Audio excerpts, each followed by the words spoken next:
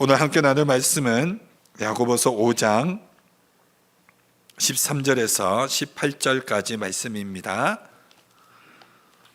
야고보서 5장 13절에서 우리 18절까지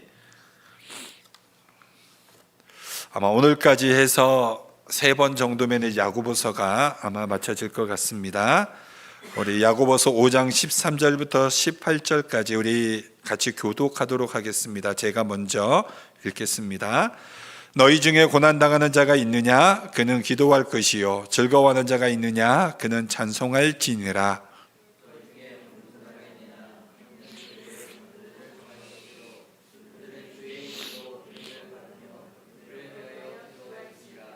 믿음의 기도는 병든 자를 구원하리니 주께서 그를 일으키시리라.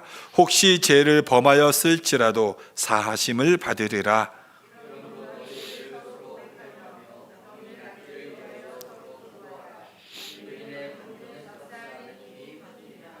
엘리야는 우리와 성정이 같은 사람이로되 그가 비가 오지 않기를 간절히 기도한즉 3년 6개월 동안 땅에 비가 오지 아니하고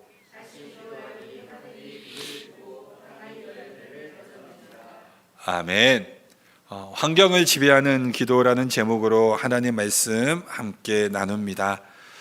우리가 이 땅을 살아가면서 많은 사람들이 환경이 그 사람을 지배한다고 이렇게 이야기를 주장하는 사람들이 있습니다. 그러니까 환경 결정론자들이죠.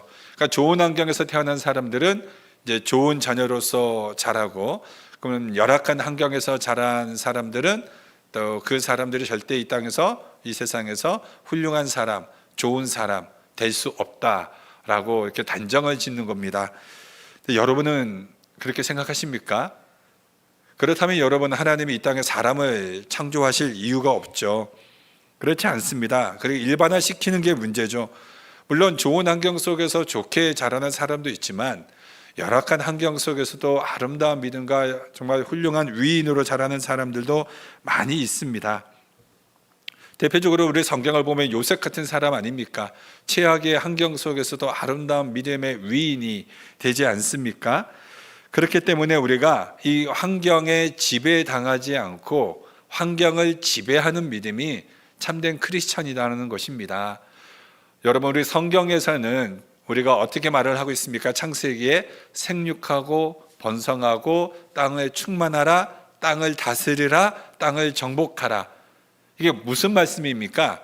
그 땅에 지배당하는 자가 아니라 그 땅을 통치하라는 겁니다. 그러니까 정복하라는 말은 통치하라는 말이죠. 그러니까 우리가 하나님의 이름으로 이 땅을 통치하고 다스려 나가는 것, 그것이 하나님께서 우리에게 원하시는 겁니다. 그렇다면 여러분, 우리가 하나님이 우리에게 허락하여 주신 이 환경 속에서, 이 삶 속에서 여러분, 우리가 환경 때문에 웃고 웃을 때가 참 많이 있죠. 환경이 너무나도 힘들고 고달프면은 이게 눈물이 납니다. 또 환경이 너무 좋으면, 행복하면 또 웃음이 나오죠.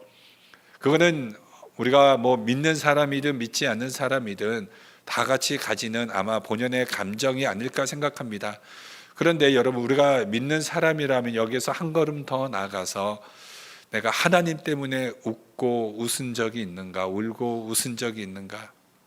내가 주님으로 인하여서 너무 기뻐해서 행복했던 적이, 또 주님으로 인하여서 너무 가슴 아파서 그 고난의 그 십자가가 내 마음에 다가와서 또 울 때, 내가 어려움을 당할 때, 고난과 핍박을 당할 때 내가 그것을 경험하면서 주님은 얼마나 고통과 고난이 심하셨을까? 내가 모든 관계의 단절 속에서 외로워할 때 주님은 얼마나 홀로 외로우셨을까? 우리가 내가 환경을 통하여서 그 환경 너머 있는 주님을 바라보면서 주님 때문에 웃을 수 있고 울 수 있다면 그게 참된 크리스찬의 모습이 아닌가 생각합니다. 오늘 우리는 야고보서 이 5장 13절에서 18절, 특별히 5장 13절, 14절, 15절 말씀을 통하여서 우리가 환경을 지배하는 그런 믿음, 환경을 지배하는 그런 기도하는 신앙이 되기를 원합니다. 오늘 말씀을 통해서 첫 번째, 우리 13절에 있는 말씀, 너희 중에 고난 당하는 자가 있느냐? 그는 기도할 것이요. 고난의 때에 기도하라는 것입니다. 이것이 환경을 지배하는 믿음의 모습, 기도하는 모습의 첫 번째 요소이죠. 고난 당할 때 반사적으로 기도하라. 고난이 오면은 그 고난 때문에 그냥 반사적으로 무릎을 꿇는 것입니다. 왜 그럴까요? 우리가 고난 당할 때 무릎 꿇지 않으면 우리가 그 고난에 지배당하기 때문에 그렇습니다. 그러니까 그 고난의 지배를 당한다는 게 뭐냐면 내가 환경에 영향을 받아서 환경 안에 내가 함몰되어 버리죠. 그렇게 함몰되어 버리면은 어떤 현상이 나타납니까? 우리가 다 아마 그런 경험이 많죠. 환경 속에 내가 함몰되어서 갇혀버리면, 지배를 당하면 원망하고 분노, 불평밖에 나오지 않습니다. 억울하죠. 분노가 납니다. 원망이 나옵니다. 민수기에 보면 이스라엘 백성들이 원망과 불평하는 것이 몇 번 기록되어 있냐면 36번이 기록되어 있습니다. 그들은 모든 매 상황마다 원망과 불평을 합니다. 근데 여러분, 하나님은 고난이 올 때 기도하기를 원하십니다. 근데 민수기에는 기도하는 이스라엘 백성들의 모습이 기록되어 있지 않아요. 누구만이 기도합니까? 그러니까 모세만 기도합니다. 그러니까 백성들은 기도 안 해요. 그래서 여러분, 민수기 사건을 평가할 때 우리가 새벽 예배 때 한번 제가 말씀을 드렸는데, 고린도전서 10장에 사도 바울이 이 민수기에 있었던, 광야에서 있었던 그 사건에 대해서 기록하고 있습니다. 제가 한번 읽어 드리겠습니다. 고린도전서 10장 10절에 이렇게 기록되어 있습니다. 여기 이제 세 가지 내용을 바울이 사건을 기록하는데, 한 번은 이제 금송아지 만들어서 우상 숭배하는 거, 그리고 음행하는 거, 그리고 마지막에 이제 10절에 그들 가운데 어떤 사람들이 원망하다가 멸망시키는 자에게 멸망하였나니 너희는 그들과 같이 원망하지 말라. 10절에 이 이스라엘 백성들이 광야에서 원망으로 멸망했습니다. 그런데 여기에 바울이 뭐라고 기록합니까? 멸망시키는 자에게, 그러니까 멸망시키는 자가 있다라는 거예요. 그러니까 자꾸 원망케 만드는 자가 있다는 겁니다. 누굽니까? 마귀죠. 마귀가 계속해서 환경 속에서 원망하게 만들고 불평하게 만드는 겁니다. 이 환경 속에서 너의 감정을 다 드러내라고 합니다. 뿐만 아닙니다. 에베소서 4장에는 마귀에게 틈을 주지 말라라고 바울이 기록합니다. 근데 마귀에게 틈이 뭔가? 4장 25절에서 27절에 이렇게 기록되어 있습니다. 그런즉 거짓을 버리고 각각 그 입과 더불어 참된 것을 말하라. 이는 우리가 서로 지체가 됨이라. 분을 내어도 죄를 짓지 말며 해가 지도록 분을 품지 말고 마귀에게 틈을 주지 말라. 그러니까 마귀의 틈이 뭡니까? 분노하는 거예요. 그러니까 여러분, 우리가 믿음 생활하면서, 우리가 신앙 생활하면서 이렇게 분을 품는, 그러니까 분을 조절하지 못한다면은 그건 마귀에게 지배당하는 사람입니다. 그러니까 우리가 감정을 컨트롤할 수가 있어야 돼요. 그렇지 않으면 지배를 당합니다. 그러니까는 결론적으로 뭐냐? 사람들이 왜 원망과 불평합니까? 그 분노가 난 거거든요. 내 상황이 마음에 안 드는 겁니다. 내 상황이 내 뜻대로 안 되는 거예요. 그러면 인간은 죄로 인하여서 타락한 존재이기 때문에 마귀의 속성이 나옵니다. 마귀의 속성이. 그러니까 우리가 왜 날마다 성령 충만해야 됩니까? 마귀의 속성이 나오는 것을 성령 충만함으로 다스려야 되거든요. 다스리지 않으면 우리가 마귀에게 다스림을 받습니다. 그 마귀에게 다스림을 받으면 내가 폭탄이 돼요. 내가 분노를 내죠. 원망과 불평한다는 것은 분노를 내는 겁니다. 그러니까 분노가 폭발하면 나만 죽습니까? 내 주변에 있는 사람들 다 죽어요. 아내가 죽고 남편이 죽고 자녀가 죽고 나 하나 죽지 않아요. 이게 내가 폭탄이거든요. 그러니까 내가 성령 충만해야 되는 거예요. 온 사람이 다 살기 위해서, 가족이 살기 위해서. 교회에서도 마찬가지입니다. 우리가 교회에서 사역해서 우리가 항상 내 뜻대로 되지 않을 수 있습니다.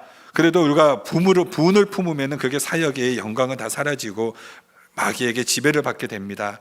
그렇기 때문에 우리가 크리스찬이 화가 많다, 분노가 많다, 꽝이에요. 예, 하나님께 쓰임 받지 못하고 마귀에게 쓰임을 받습니다. 그러니 우리에게 인간의 본성상, 죄의 본성상 분을 품을 수 있습니다. 근데 성경에서 바울이 뭐라고 이야기합니까? 그 날을 넘기지 마라.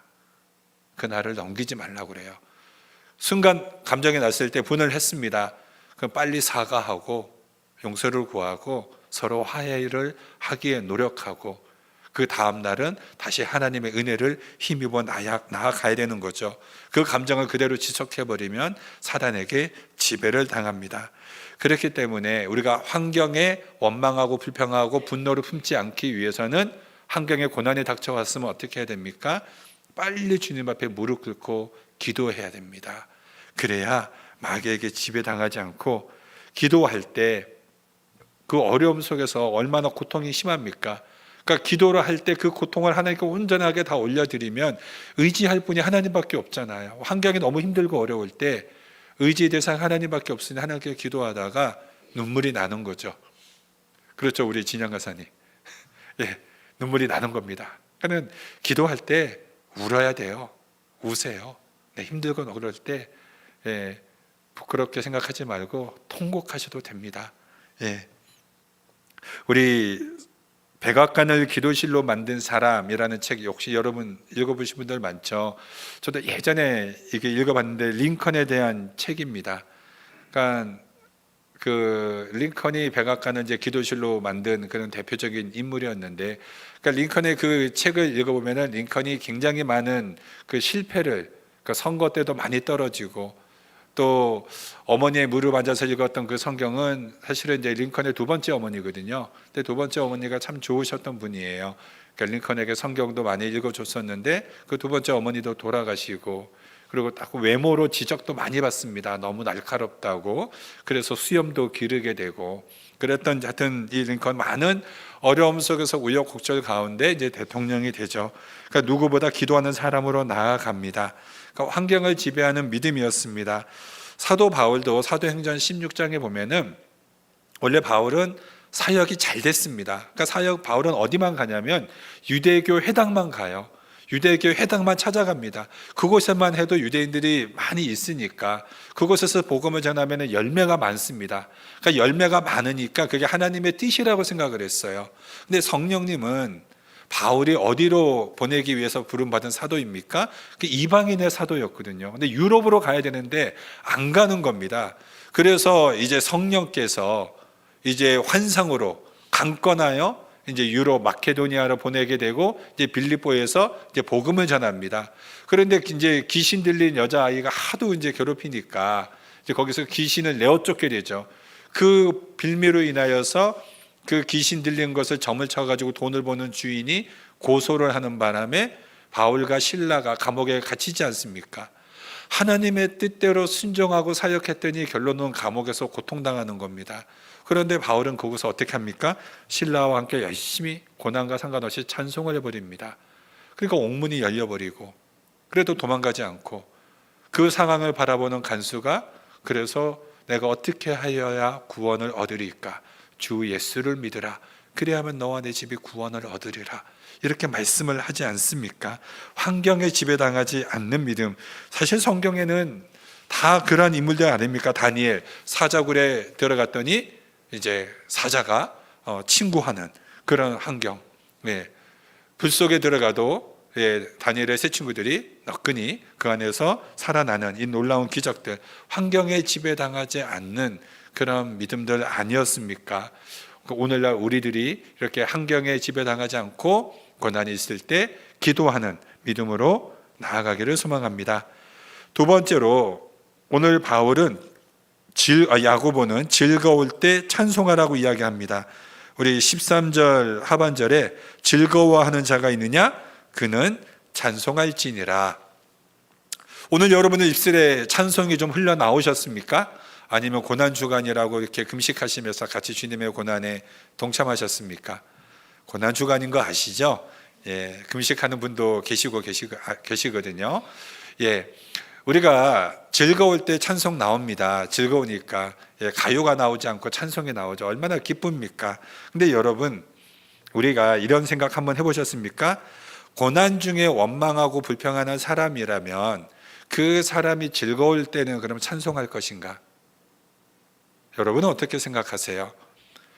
고난 중에 원망하고 불평하는 사람이 즐거운 환경이 생겼을 때는 찬송할까? 아닙니다. 쾌락으로 갑니다.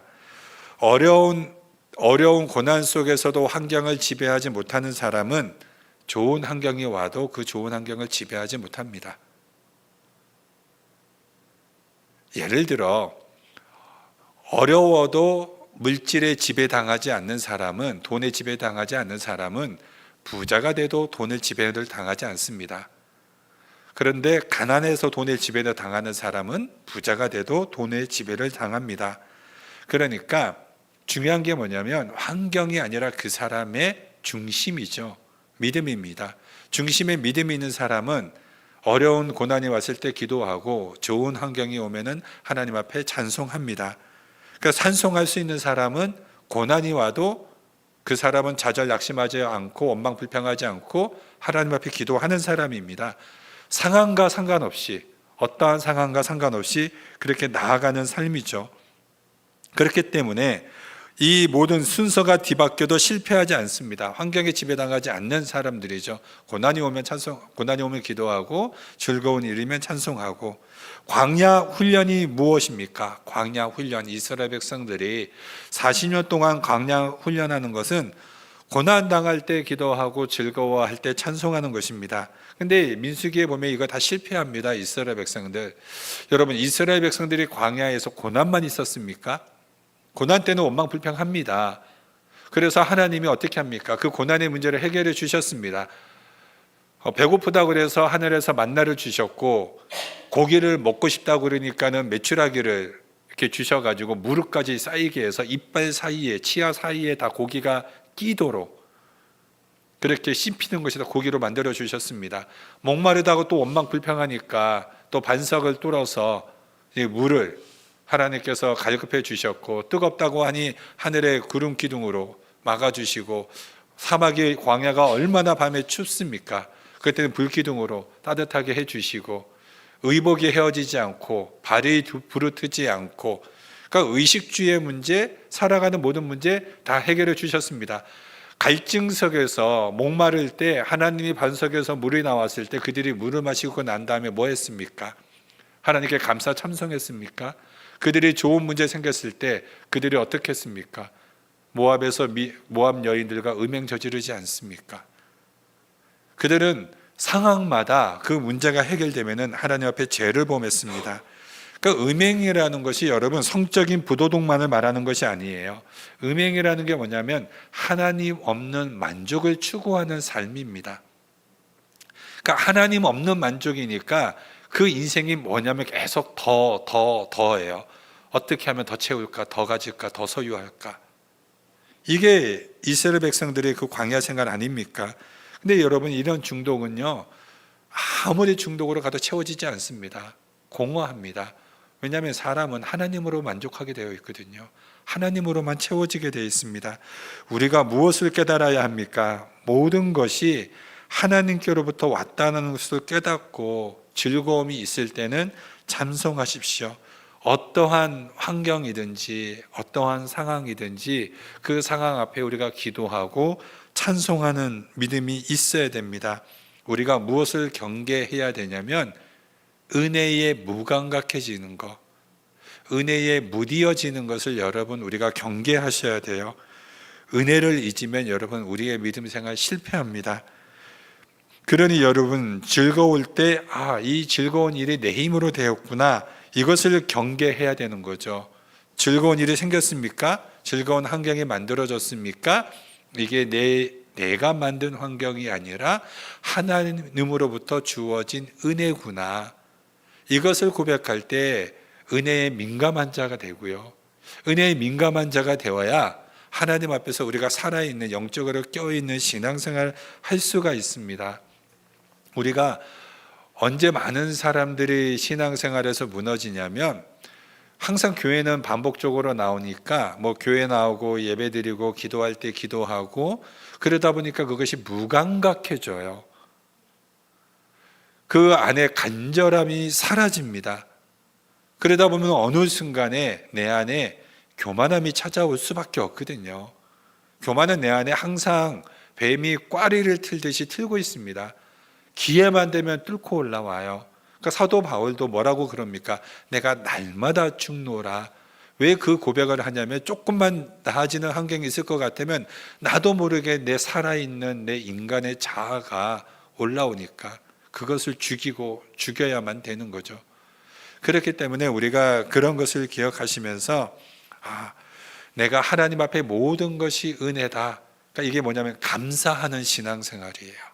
내가 사실은 어려운 고난이 닥쳐왔을 때에도 그 고난 속에서 하나님은 반드시 합력하여 선을 이루시는 분인 것을 내가 믿습니다. 이 결과가 반드시 선한 결과가 주어질 걸 믿습니다. 그 믿음으로 먼저 감사 고백하는 겁니다.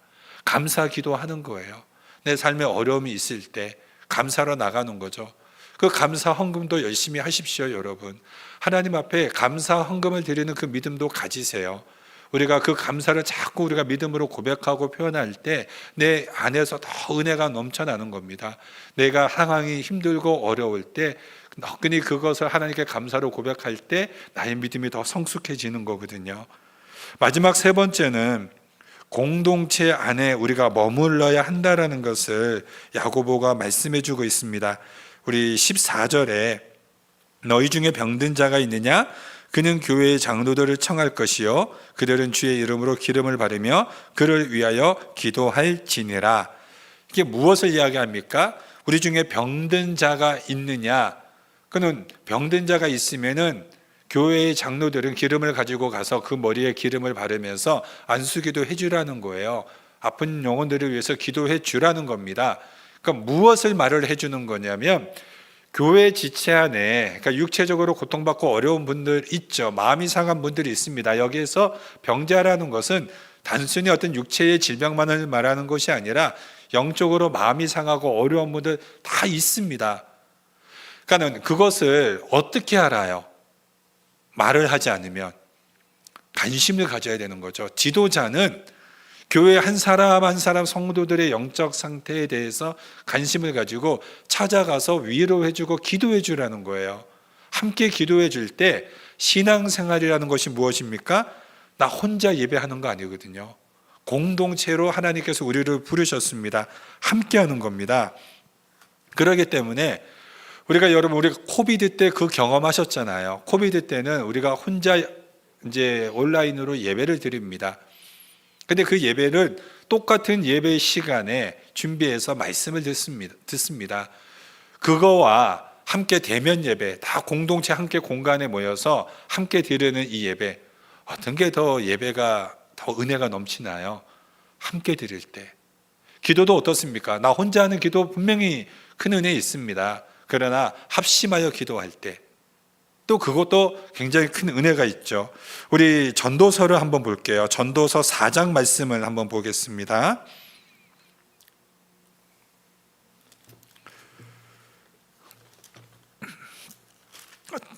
전도서 4장 9절부터 한번 제가 말씀을 읽어드리겠습니다. 두 사람이 한 사람보다 나음은 그들이 수고함으로 좋은 상을 얻을 것임이라. 혹시 그들이 넘어지면 하나가 그 동물을 붙들어 일으키려느니와 홀로 있어 넘어지고 붙들어 일으킬 자가 없는 자에게는 화가 있으리라. 또 두 사람이 함께 누우면 따뜻하거니와 한 사람이면 어찌 따뜻하랴. 한 사람이면 패하겠거니와 두 사람이면 맞설 수 있나니 세 겹줄은 쉽게 끊어지지 아니하느니라. 여기에서도 보면 이게 두 사람은 공동체를 말하는 겁니다. 교회라는 것이 두세 사람 이상이 함께 모이는 공동체니까요. 그러니까 그들이 함께 수고할 때 함께 상을 받고요. 한 사람이 넘어졌을 때, 신앙 안에서 실족했을 때, 그 누가 가서 일으켜줄 수 있습니까? 혼자 넘어졌으면, 실족했으면 다른 공동체가 믿음의 사람이 가서 그 사람을 위해서 함께 기도하며 일으켜주라는 거예요. 믿음의 용기를 주라는 겁니다. 한 사람이 누우며 추울 때 춥잖아요. 두 사람이 있으면 따뜻할 수 있는 거 아닙니까? 한 사람이면 패하겠는데 사단과 싸울 때는 패할 수 있지만 이제 두 사람이 이제 가면은 공동체가 가서 싸우는 거니까 사단과 싸울 수 있는데, 근데 갑자기 전도서에 뭐라고 합니까? 세 겹줄은 쉽게 끊어지지 않는다. 이 두 겹줄로 나와야 되잖아요. 지금 계속 두 사람인데 왜 갑자기 여기서 생뚱맞게 세 겹줄을 이야기합니까? 그럼 한 사람은 누구를 말하는 겁니까? 예수님을 말하는 거예요. 두 사람 사이에 누가 있다고요? 우리 주님이 함께 한다고요. 우리 주님이 함께 할 때 하나님의 놀라운 능력이 나타나는 겁니다. 그렇기 때문에 여러분, 우리가 믿음 생활을 하면서 공동체가 함께 갈 때 믿음으로 성장할 수 있는 겁니다. 교회가 살아있는 유기체 아닙니까? 그러니까 누가 아파할 때는 같이 아파하는 거죠. 누가 낙심하고 어려운 기도 문제가 있을 때는 같이 기도하는 겁니다. 서로 기도하고 서로 사랑하고 서로 섬기는 거, 이거 교회 공동체 아닙니까? 그러니까 하나님과 멀어졌을 때 제일 먼저 나타나는 현상이 뭔지 아세요? 여러분, 내가 하나님하고 멀어졌을 때 제일 먼저 나타나는 현상, 일단 예배를 드려도 뒷자리에 앉아요. 그러니까 다음에 뒷자리에 앉으시면 앞자리로 오세요. 정말요, 진심입니다. 앞자리부터 앉으세요. 그러니까 뒷자리로 계속 가다가 나중에 구석으로 가서 기둥 사이에 숨다가 이제 주위 한 번씩 어쩌다가 빠지게 돼요.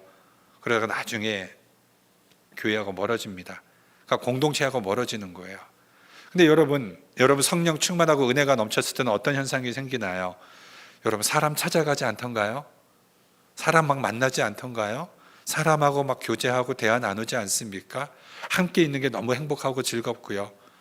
그게 행복해. 막 교회에서 안 가죠. 서로 막 대화 나누느라고. 그러다가 더 기도도 막 하고, 같이 누구 힘들면 같이 눈물 흘리면서 같이 손잡아주고 기도하고. 그러니까 이게 교회 공동체의 힘입니다. 그러니까 이것이 이 야고보가 오늘날 우리에게 알려주고 있는 환경 속에서도 이 환경을 이겨나갈 때 바로 고난이 있으면 기도하고 즐거움이 있을 때는 찬송하며 공동체가 함께 이 어려움 속에서 환경을 지배하는 믿음으로 나갈 때 우리가 승리하는 믿음 생활 할 수 있음을 우리가 함께 인정하고 고백하는 성도들 되시기를 주의 이름으로 축원드립니다. 기도하겠습니다.